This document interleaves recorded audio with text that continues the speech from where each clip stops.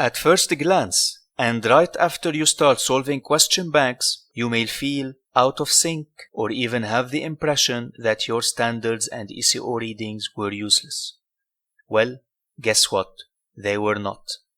The questions in the practice test, similarly to the exam, are not based on direct definitions from the standards and ECOs.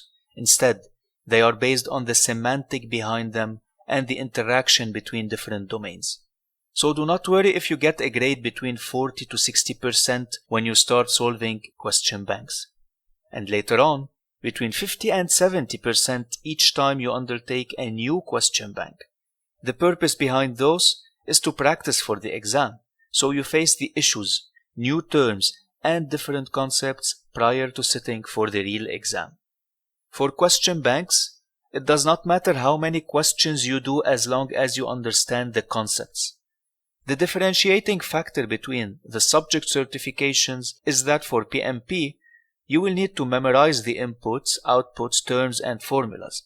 As for the remaining ones, it is more about concepts and scenario-based approaches. So if you go into memorizing question banks, you will most probably fail. Instead, you should go into understanding the rationales behind the answers for the questions you did wrong and for those that you correctly answered.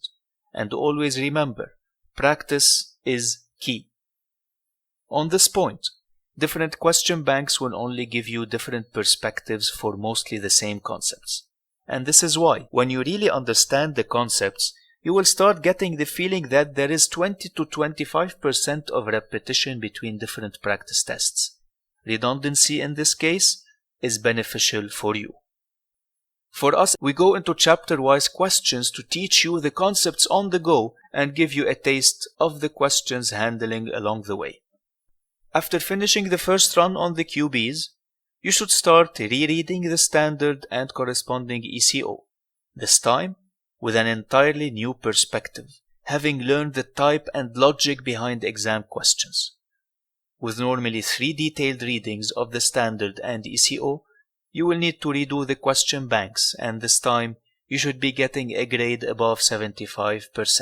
This grade will ensure your readiness, noting that you should differentiate between solving the questions while understanding the concepts and solving them while having memorized the answers, because even if you get a 100% on a QB and you relied on memorization, you will not be ready. Please note that the grades here apply to our question banks, however, should apply as averages for any good question bank in the market. An important note here is that the time span between the first run and the second run of the practice tests should be enough for you to clear out the short-term memory between attempts. We suggest solving full question banks in the same circumstances as the scheduled exam. What do we mean by this? If you schedule your exam at 8 a.m., practice full tests at that time. Full tests should take you between 3 to 3.5 hours and not less than that. You should cater for any other aspect you know. Now that you have prepared well for a successful journey end, you will be approaching the exam. In the next session, we will position ourselves a week from the exam.